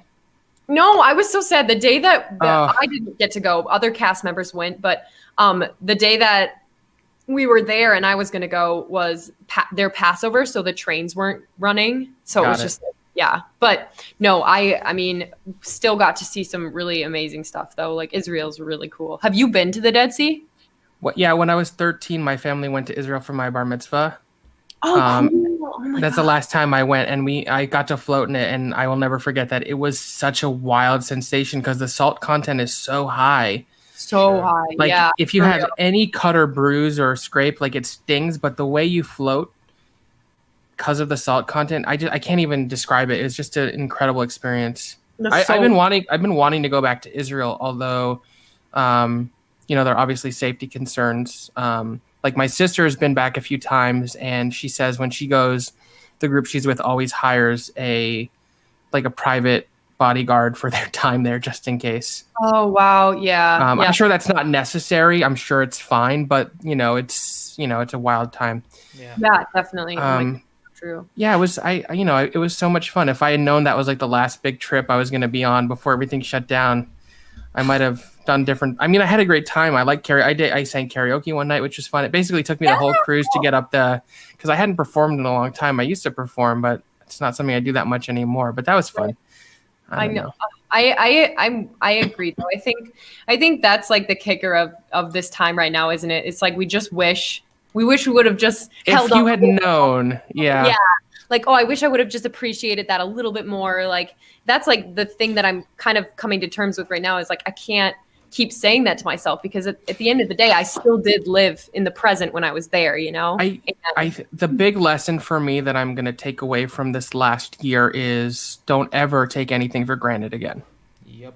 Yeah. Like, I would feel a little down or, want to get out and would just go, read or work on my laptop at a Starbucks. Which is like the most innocuous thing. And like, you can't do that now. So even like the little freedoms and pleasures that we have, like you have to be aware of how magical those really were.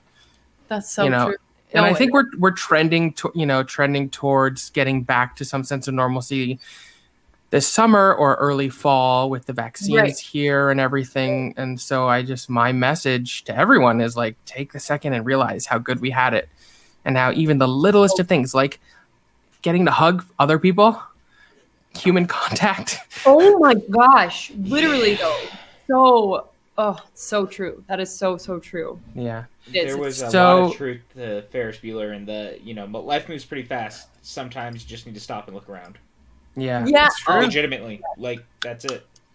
There's, I think it's the series finale of The Office, where Andy Bernard goes, I wish I had known we were living the good old days back then. I love that quote. That those were the good old, which it resonates. It's very. I didn't mean to get so existential, but here we are.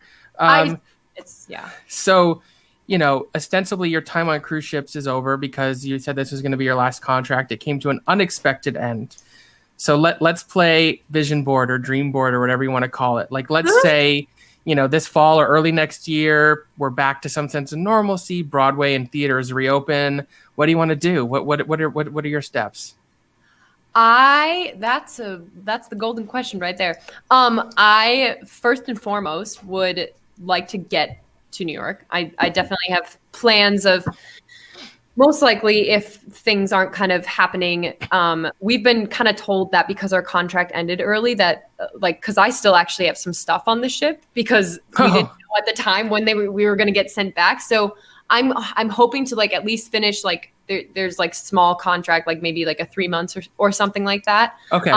So that would be my hope to first and foremost do that just to kind of close that chapter a little bit more. Well, maybe I'll come on a trip when that happens. Yeah, that would be amazing. But it's just really, it's very contingent on just what the world is looking like. But sure. Nobody knows anything yet. No, for real. No one does.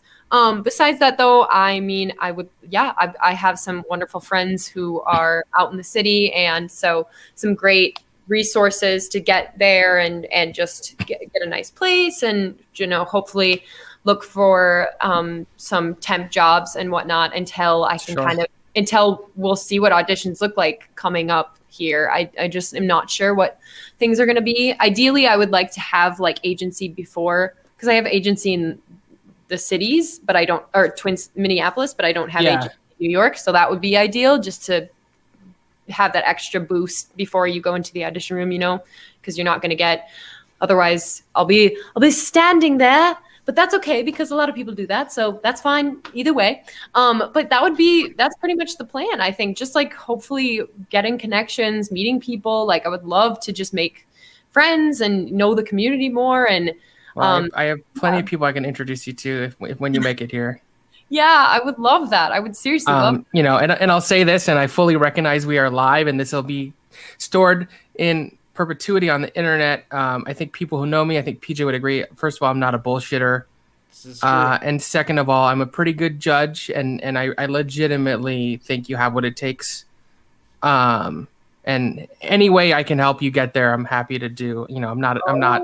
I'm not a big deal, but anything I can do to help and support your career is my pleasure. Because, like I said, legitimately, like you're a shining star, and I think it's rare to see someone like you who is not already like performing in Six or Wicked or whatever every night and having tons of adoring fans waiting at the stage door. Oh my god! And look, I always go to this. Jennifer Hudson was performing on Disney Cruises, and now she has an Oscar. So This is true. No, you're very right. And there's no, and not to say there's any shame in cruise ships. I think there's wonderful performers. I think your entire cast was super talented, and it's a great career path. And look, now Broadway performers go back and do Broadway cruises to pad their. Literally though, the money is so good for sure. Sean Wingblade in the chat says Maxwell is a bold-faced, lovely person. Okay, so earlier in the chat, Mike K asked something, and I was waiting because I wanted to sort of get to this point, and I love the way he phrases it. He says, okay, someone stumbles upon your Wikipedia page in 5 to 10 years. Which role do you think you'll be most remembered for? In other words, what are some of your dream roles? Oh! And then, before you answer, Mike K just said in the chat, I'll reiterate what I said at the top. It's not a matter of if, but a matter of when. Amelia Barr, more like Amelia Starr. Which I love. I love that. And my mom just said very, very talented. So, there you go. I mean, look, I think that everyone watching here can see how talented you are. Like, in the last hour and a half, I've gotten to know you. I think you're incredibly talented. I was like, Maxwell was sending me videos, like I said earlier before we were on air. Like, I was getting to watch videos. I was like, why are you not doing more? Like, you're incredible.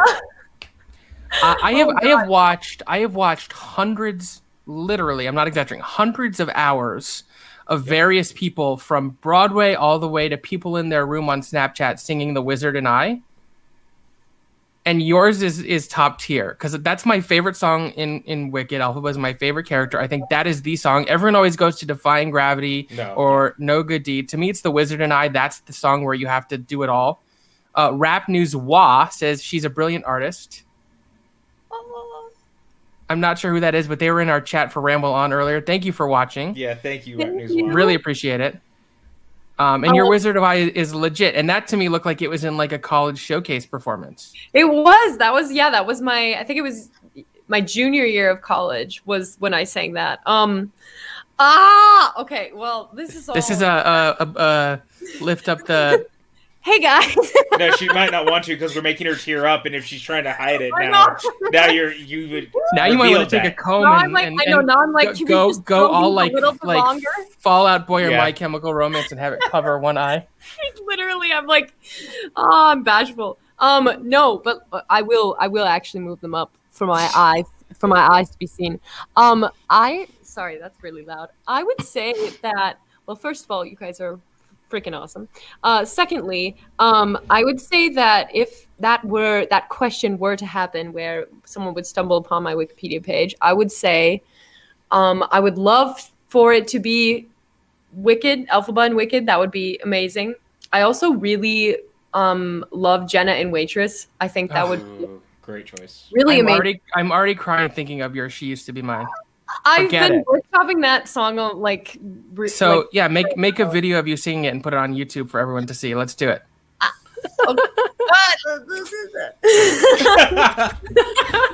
That's that stage fright coming a little bit back, and that's okay. See, like what I'm being like now, you guys, like that's what I would have been like in front of these like really nice like guests on the chip. I was like, like I didn't know what to say. Thanks for coming. Yay. But I'll see you on the Lido deck. Yeah, yeah, literally. But I would say those are like my big ones right now. I think I've always found that for me, because I tend to I think in like 20 places at once, and so I find that if I can compartmentalize when it comes to like really targeting what kind of roles or goals that I want to have, it helps to just have like that one thing in mind for me. Even if that's not, the path that ends up happening. Like, let's say I go somewhere and I get to audition for a different show that I wasn't planning on. Like, of course, I have other roles that I'm like, oh, that'd be so dope to play. But I think for right now, those are two that I feel like in the niche. What is it? Niche? Niche. Everyone says it differently. I think niche or niche. It doesn't matter. Okay. Yes. That my theory on language is as long as the intent of what you're trying to get across is clear, then it doesn't matter how you pronounce it.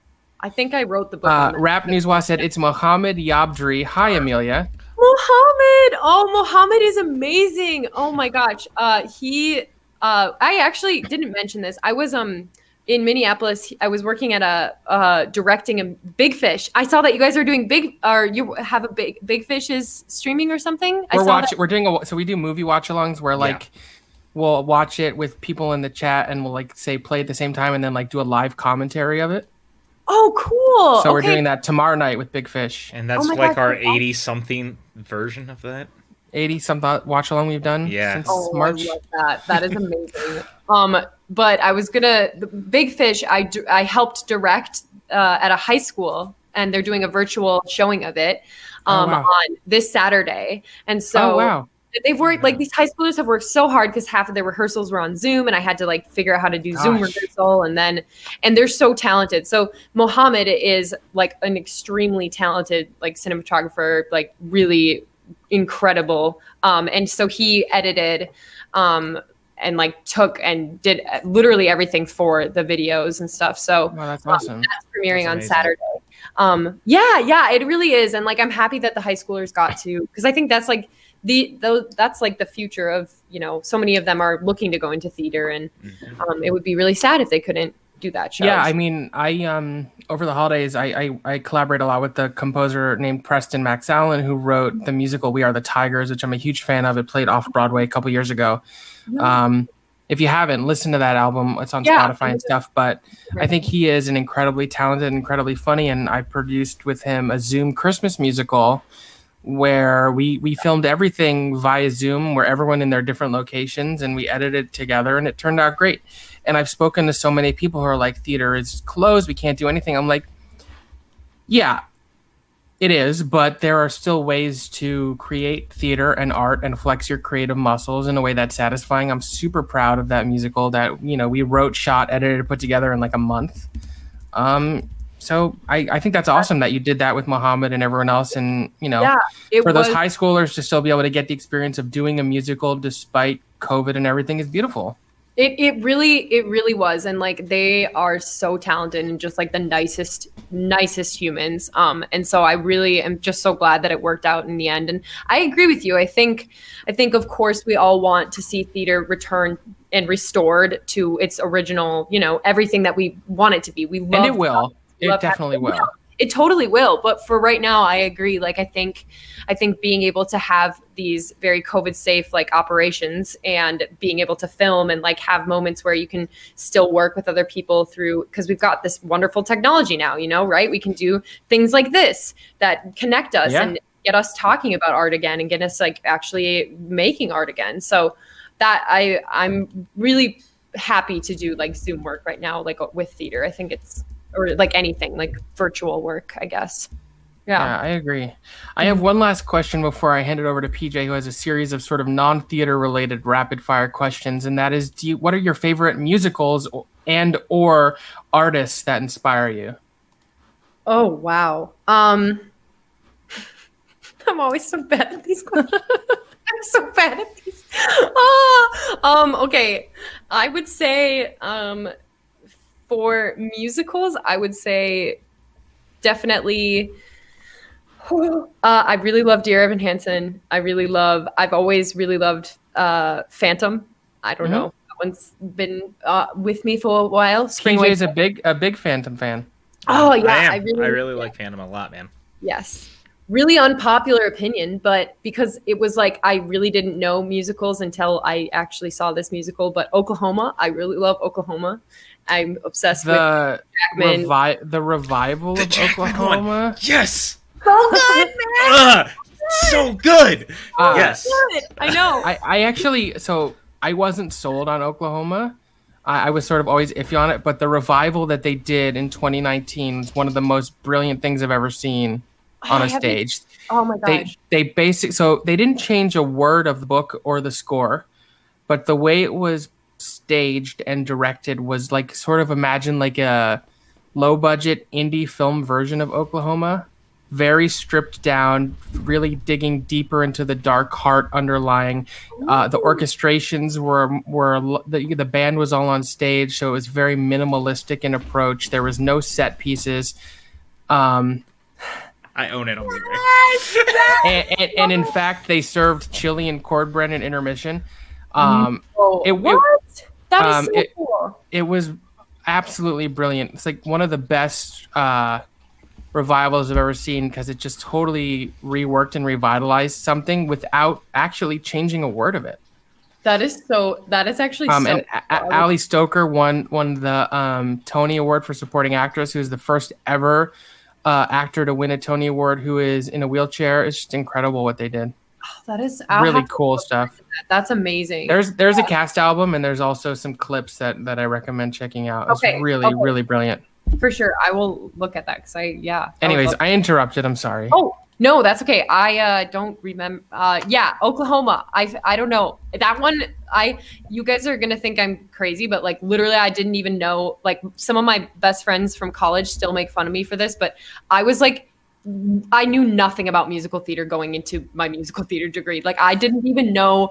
I got asked like in our music theory class, my professor was like, all right, let's see. We'll have Amelia. Can you sing for Elphaba? And then somebody else sing for Glinda. And I was like, I don't know this song. And like, I like don't know the kid. Like at that point I hadn't really known it at all. So I would say like, yeah, my taste is definitely like grown because I just still feel very new to it. But, so Oklahoma was one that like really struck me as a child, and I would, for sure Spring Awakening. And, I think I said one other that I can't remember. Oh, Phantom. Those are like, definitely.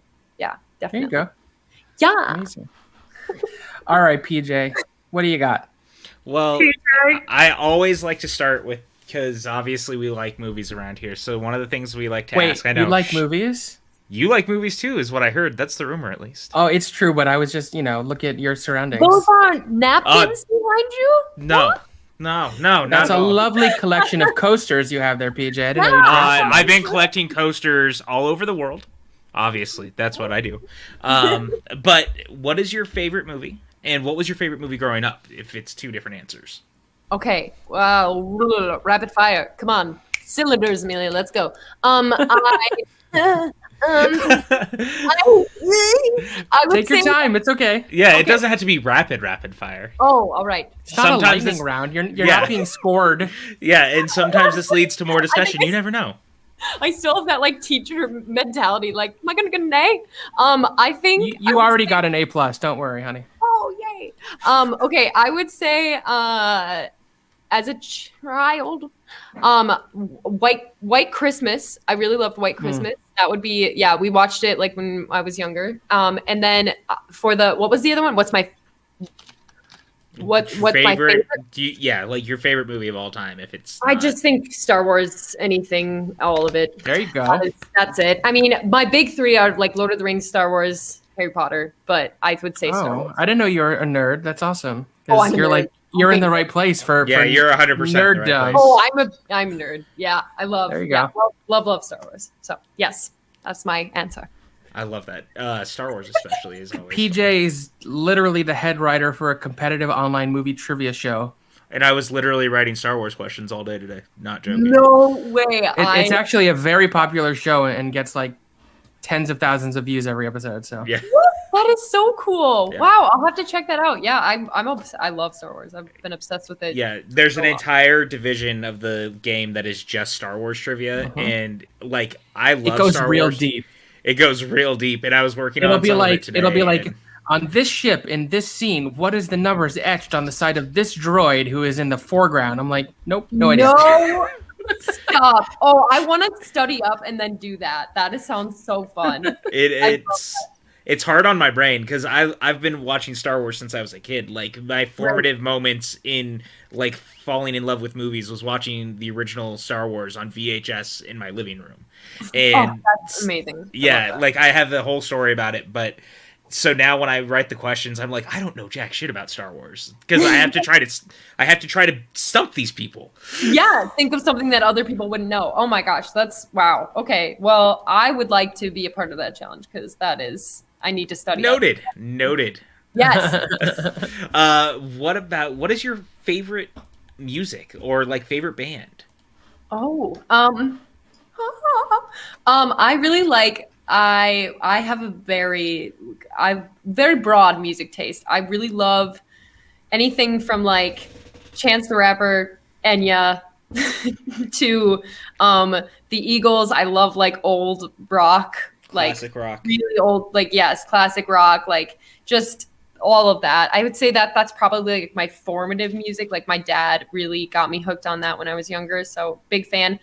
Pretty obsessed with Queen, always will be. Oh, yeah, of course. Sing it all the time. And I don't know. I mean, right now I really like. I mean, I'm always will love Beyonce. But yeah, I don't know. That's what I would say for that answer. Who runs the world? Yeah. Girls, squirrel. And you know, Queen did an excellent soundtrack for a movie that came out in the 80s called Highlander. Oh my God, PJ! Wait, I heard a joke. I heard you guys talking about this before it started. I heard you guys saying like, "Oh It's yeah." kind of a running joke at this point that in every show we do, PJ finds a way to organically bring Highlander into the discussion, and I'm so tired of it. So tired of I'm it. really happy that I did letting you bring that joke into the show. That's amazing. It worked. Well, I'm glad didn't it? you are. Yeah, it did. It worked.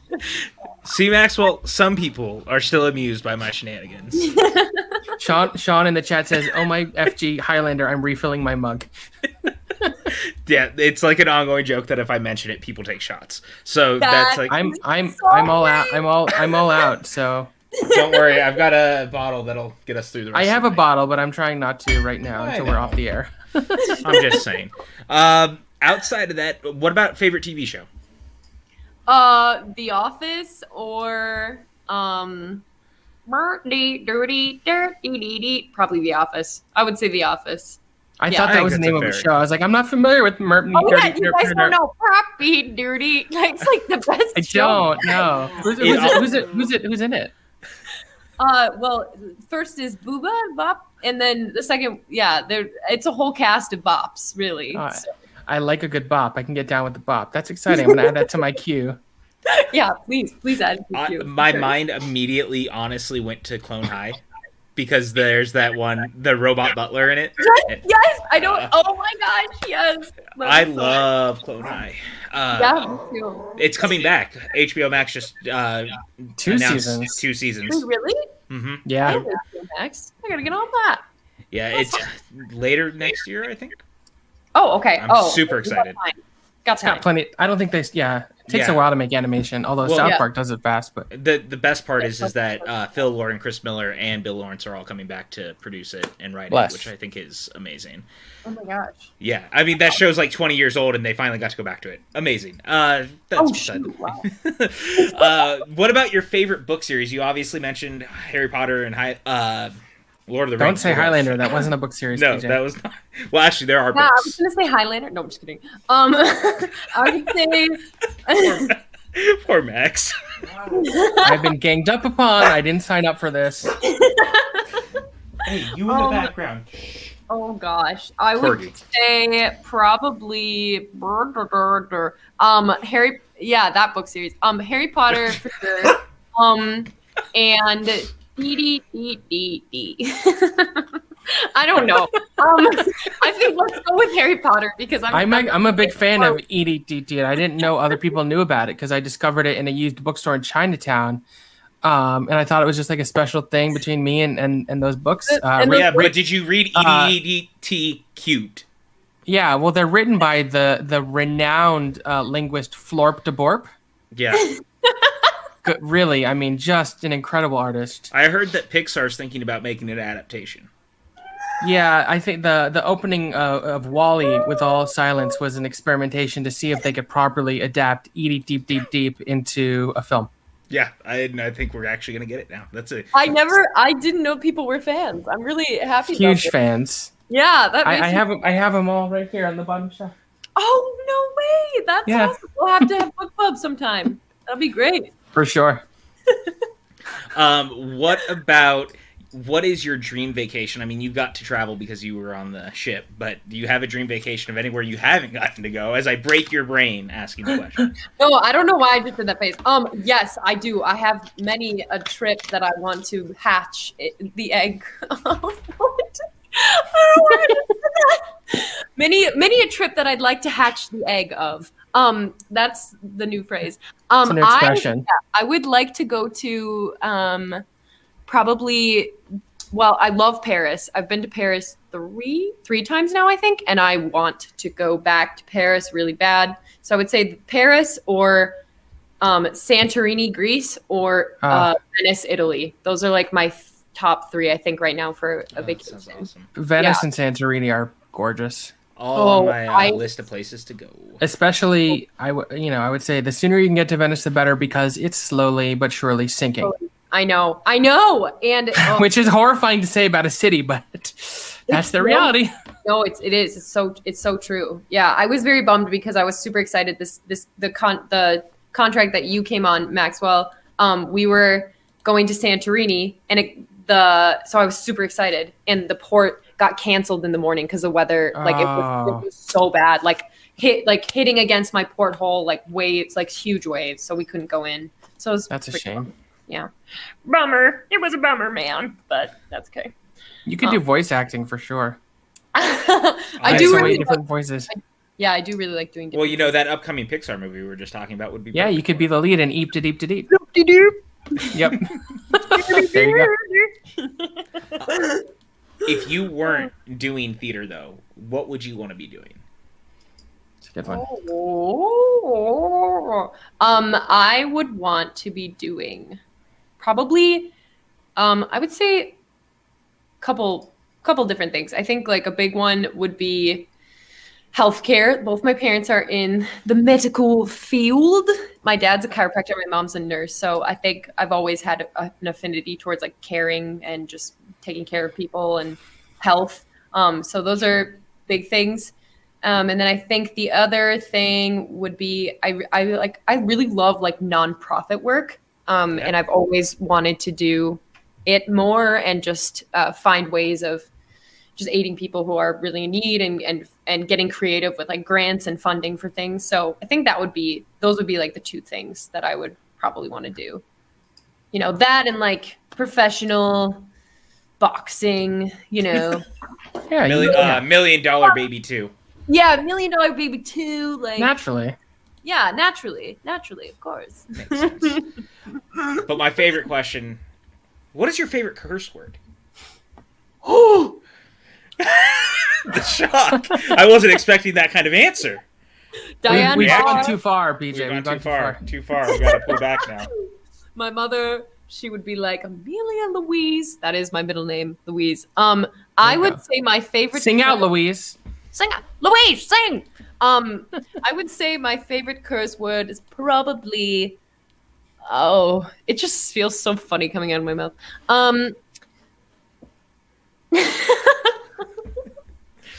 God darn it! No, I'm just kidding. I think shit. Okay, it's a good one. It's a good one. It's very versatile. You can use it in just about any capacity. Yeah. That's true. It is. It's a fun one. It's a fun one to say. I think. Just something about it rolls off the tongue. Shit. It does. It feels natural. It does. It feels pretty. Well, look. Thank you. so much for joining us tonight. This was a true pleasure to talk with you and learn more about you. Yes. Like I said, I really think you have what it takes, and I expect in 5 years you'll look back at this and laugh, be like, remember when? Because you'll be such a big star. Oh my gosh. Well, thank you guys so much for having me on your show. Of course. It was really nice to meet you, PJ. I hope that your napkins are all well organized and they stay organized in the future. That's what I'm aiming for, at least. And it Yeah. was nice meeting you too. Sorry, my dogs. Is there anything you want to promote or any social media handles you want to share for anyone who may want to follow you? Yeah, I mean, I think I'm probably most active on Instagram right now. I'm currently updating my website. Otherwise, I'd share that. But my Instagram is Amelia Bedelia with 24 at the end. So if anyone wants to become my friend, that'd be fun. But yeah, thank you both so much. Seriously, I had so much fun. This was so nice and just really, really good to talk to you guys. It was thank talking you. with you. Thank you for coming and hanging out. We will be back in 2 weeks with another episode of Front Center Mezzanine, where our guest will be Christina Sajou, who was on Broadway in American Idiot and Baby It's You and Spider-Man Turn Off the Dark and SpongeBob. She is also in the SpongeBob Pro Shot that aired on Nickelodeon. She was off Broadway in Broadway Bounty Hunter, which I produced, and all sorts of fun stuff. So I'm really looking forward to talking with her, although she does have a tough act to follow, Amelia. Oh, gosh. Are you ready? Are you sitting down? You just set the bar really high. Oh, my gosh. Oh, my gosh. Did you all hear that? Where are my friends at? Guys, come on. Come over here. That was I'm not going to go through everything we have going on. You know, we have a Big Fish watch along tomorrow night, all sorts of fun stuff. On behalf of myself and PJ and Amelia, thank you so much for watching. Stay safe. Wear your masks. Wear your mask. Wear your damn masks. And we will see you next time. Goodbye, everyone.